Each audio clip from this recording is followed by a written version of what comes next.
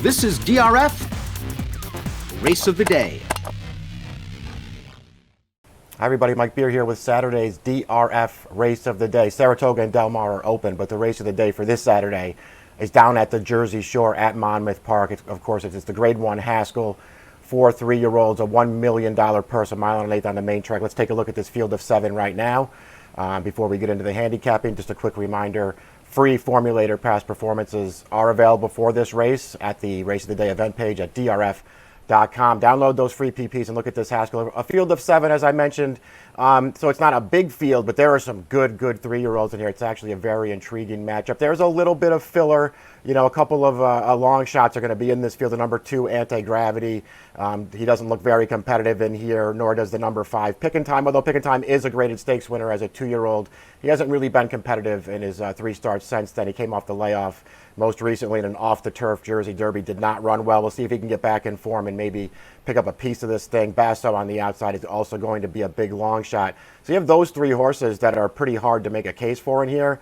The other 4 3-year-olds in this race, however, they're good ones, and it's going to be a very intriguing matchup. We'll take a look at the Timeform US pace projector before we get into the handicapping. Timeform US, as you can see here, projecting a relatively slow pace in here, favoring horses on or near the early lead.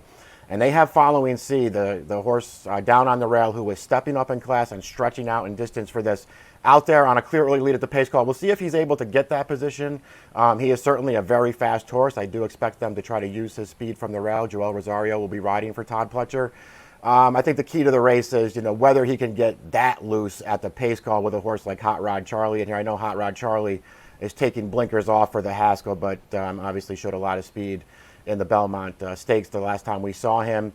You know, his Louisiana Derby win came in wire-to-wire fashion. This is a horse who doesn't need the lead, but he does have speed. I expect him to be relatively close to the pace. And I think everybody at this point, they probably realize how talented Following C is. He's got a lot to prove in a race like this as he stretches out again for the first time in here while stepping up off of an entry-level allowance win. But this horse has real ability. Broke his maiden back in April at Oaklawn Park. This is when Bob Baffert was training this horse. He was a really impressive maiden winner with a 97 buyer going 6 furlongs. You know, the Baffert situation caused his ownership, Spendthrift Farm, to move some horses around. They turned Following C over to trainer Todd Pletcher, just, I guess, to ensure that he can run in some of the bigger races throughout the summer and not have to worry about all the legal implications. Following C made his first start for Pletcher early in June at Belmont Park. It's just an entry-level allowance race. It's only a 4-horse field. Let's take a look at the replay right now, though, because he was really impressive. Again, he showed his speed in here. There were other decent horses in this race, too, and other horses that had speed. He made sure, Rosario made sure that he got Following C forward in this race. He rode him a little bit from the gate just to get up there, but you could see this horse just settle into stride. He kept up very strongly around the turn. You could tell he was going to be really tough at that point. He took that thing over readily coming to the stretch, and you could just see, asked just a little bit in the stretch. He settled this race very quickly, ridden out, very impressive win, triple-digit buyer speed figure. This horse can run. He's going to have to stretch out in here, and we'll see how far this horse wants to go and whether he can step up right away against a field like this one and win. Personally, I won't be surprised if he can do it. This horse looks like he's really good to me, but it's not an easy spot, and it's not like it's the kind of Haskell where you feel like Following C is going to get lost in the wagering here. It's a very short field. It feels like the real options on the win end could be limited, and so it just feels like Following C is going to be a relatively short price, even if you like him in here. That's your call whether you want to take some kind of a shorter price on this horse, but he is a major player in this Haskell. This horse is good. The number 3 is Mandalone. You know, this horse, there's not that much that you can really say about him that's not on the page. Personally, I haven't gotten this horse right yet. I wasn't a big fan of his early on, even while he was racing competitively along the Derby Trail down in Louisiana over the winter. He did win the Grade 2 Risen Star. His Louisiana Derby was a disappointment behind Hot Rod Charlie and Midnight Bourbon, who are both back in here. But this horse rebounded. I mean, at this point, it looks like he's going to be placed first in the Kentucky Derby at some point. It hasn't happened yet. He finished second in the Derby with a career best performance. Obviously had a great trip, had dead aim on that race, couldn't get by Medina Spirit, but finished all in all a very game second, just ahead of Hot Rod Charlie. Triple-digit buyer for him that day. It feels like at some point he is going to be named the Kentucky Derby winner. Since that Derby, he has come back and prepped for this Haskell in the local prep down at Monmouth Park, the Pegasus. Let's take a look at that race right now, because Mandalone ran well in here. He was off the pace early. He was in an early drive from Florent Giroux, heading out of the backstretch and around the second turn. He came wide to the stretch. And he has to work pretty hard to win this, but he does go by a good horse in Weyburn. You see at the end of the race there, Weyburn is fighting back, but he's never going to come back and overtake Mandalone at the end of this race. Mandalone was a clear-cut winner here. He was a very heavy favorite. He was supposed to win, but he ran well in this race, and it was only a prep. Again, he didn't really do enough, I don't think, to win me over. He's 2-1 on the morning line. He's obviously a major player in this race. I'm probably not betting him. I'm not going to be surprised when he wins this race, though. He's a good horse for top connections.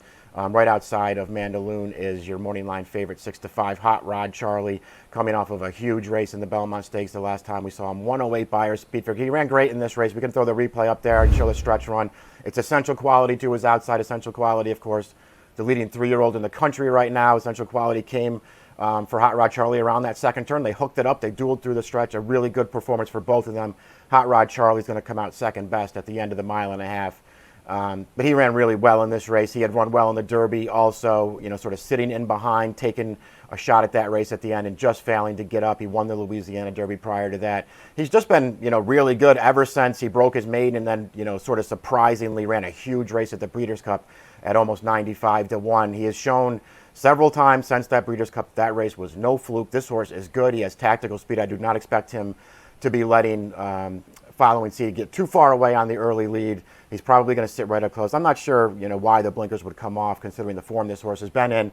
You never really necessarily like to see an equipment change, but they're taking him off for a reason, I suppose. And we'll see if it affects him at all in here. If it doesn't, I think he's the horse to beat in here. We'll just, touch briefly on the number 6 here, Midnight Bourbon, because I don't want to give him short shrift. He's a really nice horse, very consistent, very handy running style, can get any kind of a trip in a race.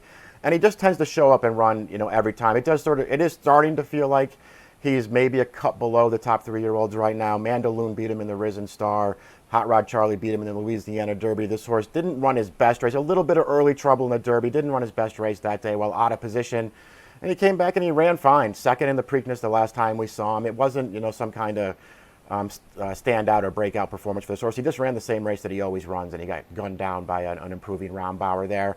I felt like this race was kind of tough for him, but it's not like it would be some kind of shocker if he, found a way to win this race. Maybe one of the others or two of the others don't show up with their best race, and he just gets a big piece of it. He's a nice horse. I couldn't talk myself into him in this race. It's a very interesting running of the Haskell, though. These are some good 3-year-olds. I'm very interested to see what Following Seed does. I wound up not picking him. We can put the picks up there right now. I'm going to stick with Hot Rod Charlie. I just think he's the horse to beat. He's going to get a good trip in here. I know he's a short price, but it's not like Following Seed is going to be, some kind of price that I couldn't resist in here. I don't really want to bet Mandalone. So I'm going to go Hot Rod Charlie over Following Seed in the Grade 1 Haskell. It's a very, very good race of the day for Saturday at Monmouth Park. It's race number 12 at Monmouth on Saturday, 5:47 approximate post time. Good luck.